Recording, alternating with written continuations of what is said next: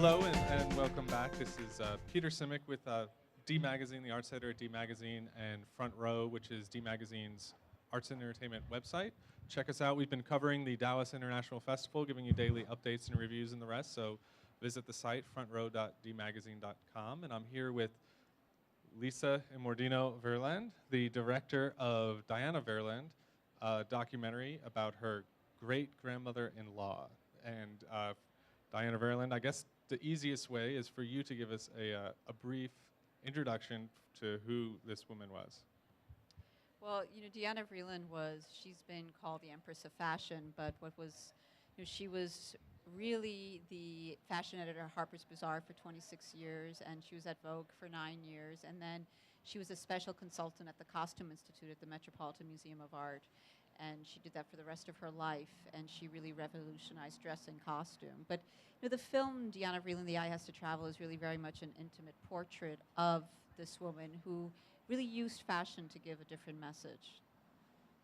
Well, the bullet point biography of her life really doesn't do it, because what I think the film does really well is capture her personality, which is just so infectious and so big, and really redefine many different things. The two things that you really highlight in the movie are her effect on fashion, which I think, and also just her role as a woman in the workplace, and that whole sort of what she meant to that generation, how she exemplified multi-generations. And I guess it's an obvious story to be attracted to, especially because you have familial connections. But what was it that sort of put you in motion to work on it and to start working on the project? It started initially as a book. I realized that I felt that there should be a new book on her, a book that she really was able to talk through her pictures, so something very visual.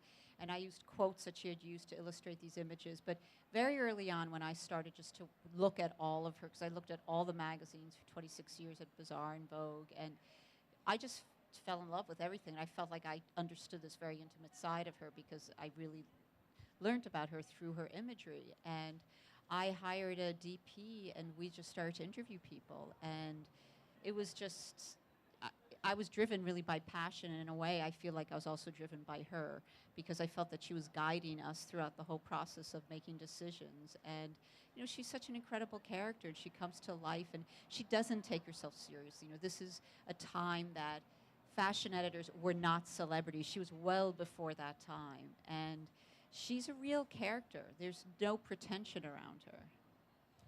They weren't celebrities, but I think what also comes across is that they arguably had more power and more effect, and what she was able to do at Harper's and then at Vogue in terms of the power of her vision, the scope of her vision, the amount of money she was able to invest in shoots and things like that to sort of have an effect. I mean, how can you measure exactly what her influence was on the generations that she was for many decades involved in the fashion? I think that she is in a class of her own, and I think that's why nothing has been done on her for many years, because she's a real obvious choice to have a feature film done on, or a documentary. And I think that people were very guarded about doing it, because if you don't, you either do it and you do it well, or you don't do it. And I didn't know if I was going to do it well, but I knew that I was going to do it with the best I possibly could, and I would work very hard on it. But she is, if you look at her years at Bazaar, she was a fashion editor, she and the fashion director, but there was a very important editor-in-chief. It was Carmel Snow and Alexei Brodovich, who was the most influential art director in the world. But these images, when she arrived there, fashion became very important to the magazine. And those images, and that's really where she created fantasy, but that is where, like today, when you see photographers shooting things, most often these images are referenced. And she really left this sense of imagination in fashion. And in Vogue, Vogue was just a society ladies magazine when she got there, and all of a sudden it was the golden years. I mean, she put the 60s, and she just poured what was going on in the streets in the 60s, and she captured the zeitgeist, and she put it in those pages, and she made it international, and she defined beauty in a different way. What do you think was, here's this woman who was not highly educated, who nonetheless was able to climb the corridors of these very influential publications, whose life spanned multiple eras, and she remained relevant and more than relevant. She drove style. What if you could pinpoint one or two things that really sort of defined her character that gave her the power that she had and the sort of the effect that she had? What do you think that would be? Well, you know, she didn't take herself seriously. And I think that has a huge role because, you know, she always said that she was a society lady, and she was just a working woman. She had no choice. She had to make money. You know, I do feel she was still upper middle class, but she needed to work. And so she did not take, this was not, she wasn't out there hungry for a career. She was doing what she loved, and it became part of her life. And I think that this was a time, you know, she had an ego, but it was an ego in a different way. And she really wanted to teach us things. And that's why when she had the platform of the magazines and then she went to the Costume Institute, she was telling us what she loved in history. She was going through her favorite periods. But she really, in a funny way, she had this very spiritual side to her, and she wanted, and you know, like this mystical side, and she wanted to give us certain messages. But she really, I think, the sense of not being taken seriously was something that it kind of gave her a lightness that made things easier. One of my favorite lines in the movie is right at the beginning when the interviewer, because some of it is set, the interviews that happened, I believe, in like 1980, and when she says, well, tell us about the early part of your life. It all begins in Paris. Everything falls into place, or something like that. Once if you're born in Paris, and it kind of defines a sensibility that you bring through the whole documentary about her romantic spirit and the importance of images and ideals over maybe fact in some cases. And thinking about the Lindbergh story,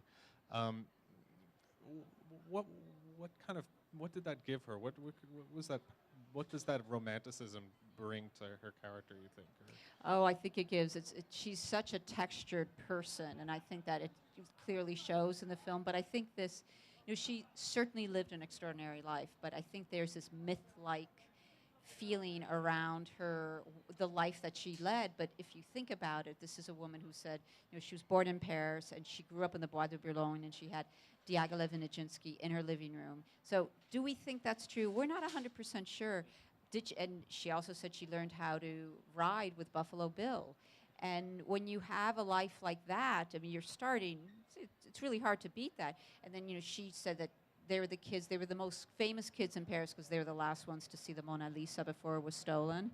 And so, you know, every story has this kind of myth-like kind of feeling around it, but it just enhances her, and it gave her this texture in life. You know, she said she never went to school, and she learned everything about life through dancing. And she had this kind of extraordinary rhythm to her, and you could see that rhythm in the way she spoke to people, and the way, and you can see it in her interviews. And I think this is all part of this persona and the different textures. I mean, she had this textured personality that could appeal to a lot of different people. Buffalo Bill is a great reference because she's kind of a Buffalo Bill character in and of herself, and I guess that makes it difficult as a documentarian, as a writer, to decide how to tell the story. Do you tell it? How much do you worry about how she tells her own story, and where do you draw the line, and how do you want to paint her character? And what were some of your considerations with that? Well, you know, I think that there were certain, because when we started making this film, you know, I was very concerned with the fact that I wanted this also to be for the younger generation because, you know, as you see, there's 45 people in the film, 45 different interview subjects, but they're all of a certain age. And this is really, for me, this is something for the younger generation to understand what her contributions were and who she really was. And as I was going through this, it was important to kind of paint a picture of who this woman really was. And so to paint that picture, you kind of have to stay in this myth-like, or as we refer to, faction in the film. Right. That it's not fact, it's not fiction, it's faction. And I think it's important to stay in that. And if you know, without divulging the whole ending here, that's what we do at the ending of the film. Well, and I guess even being a relative by marriage, that one of the things you might run into is, and what comes across in the film somewhat, is her relationship to her family and her children. And how do you deal with that? Because I imagine there are some mixed feelings and mixed sort of understandings of her character from her immediate family. You know, I think that, so she has two sons, Frederick and Tim Vreeland, and I shot them for 2 days. They were in Morocco, and it was the second day that real emotions started to come up. And it was important for us to show those emotions, and we did in the film. But that's the most we got with the emotions. And, when I embarked on this whole project, they were very cooperative, but they didn't think that this picture was going to be painted out like this. I mean, they're thrilled with it. They're absolutely thrilled because in the end, they feel that we totally captured her, and that's what's important. And that we not only captured her, but we captured that whole era, and which was important because it's really a little bit of a history lesson at the same time.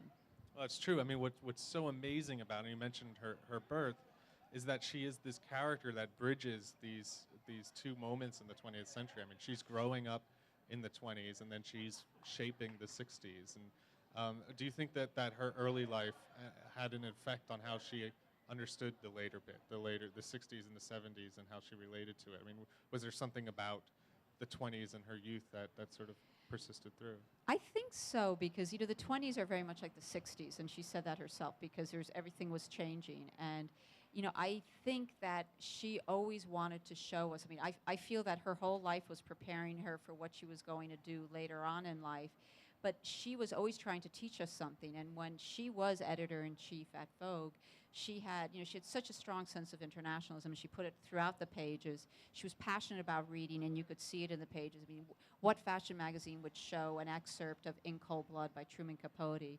And where would you find Federico Fellini's musings on why Marcello Mastroianni loves women so much? Or you would have articles by Marguerite Duras and François Sagan. I mean, it was very, very international, but then there were artists in there. And she had, for her, it was celebration in her life. And then at the end of her life, when she was at the Costume Institute, all of these shows, they were all, thematically, you can see it was Diaghilev and the Ballet Russe. It was the 1020s, 30s. It was a Belle Époque. It was Hollywood. It was YSL. These were all things she was passionate about and made up her life. But it was all it just kind of kept growing her life. And what was amazing is that she just kept bringing people in, and she was very open to people, and that was really essential to her person, because that's how she could tell stories better. Well, she seemed to have sort of an encyclopedic understanding or knowledge or familiarity with fashion throughout history, and that comes across especially in the end, and how she kind of brings together all of that together at the museum to a certain extent. If Diana Vreeland was alive today, I mean, where could a person like that, where does that fit, and where would her influence, you think, be felt, or I mean, because she seems of a certain time in many respects, of where she was and where her life led her. I mean, how does her spirit, and I guess if you're talking about taking this movie to the next generation, I mean, where does that impact happen, or where in terms of fashion and the role? I think she is so referenced as it is. I mean, she is constantly referenced by all of the top designers, by young bloggers, and I think what's really interesting is that this movie is bringing her out in the forefront again. And when she first arrived to Bazaar, she was writing an article called "Why Don't You?" where there were these one-liners and these proclamations that were really brilliant, and it was just original thought. And she really stands out because she did what she believed in, and but she also had the liberty. I mean, things are very different now, and in the magazines, you don't have that freedom because you're so tied to the advertisers. But she wanted to show what life was about, and I'm not sure that's what priority is in people's lives today. But if she was alive today, she would find a way to fit in. I'm sure of that. Well, what's the plan for the film from here on out? It's obviously showing here over the next couple of days, and where from there, I guess. Well, we've been doing lots of film festivals. It opened in Venice in last September, and then it went immediately to Telluride. And Samuel Golden Films purchased the film, and so we'll be coming out theatrically in September. And it's been purchased theatrically worldwide in many markets. And so I think September, October, November will be premieres worldwide, everywhere. So the whole world is going to be celebrating Diana Vreeland. And then for yourself, I mean, this was your first movie project and writing project, and you have a connection to the material. Is it something that you're going to pursue, or I understand you work in fashion on your own, on your side. Is this a one-off, or you have other things going on? No, it's not a one-off. Okay. I loved it, and I had a very, very strong team. My co-directors were two editors from the Valentino, the last emperor, Bent-Jorgen Perlmutt and Frederick Cheng, and they're really talented, and we worked really, really well together. And no, it's definitely not a one-off. I love doing it. Well, great. Thanks a lot for joining. Okay. I appreciate it. Thank you.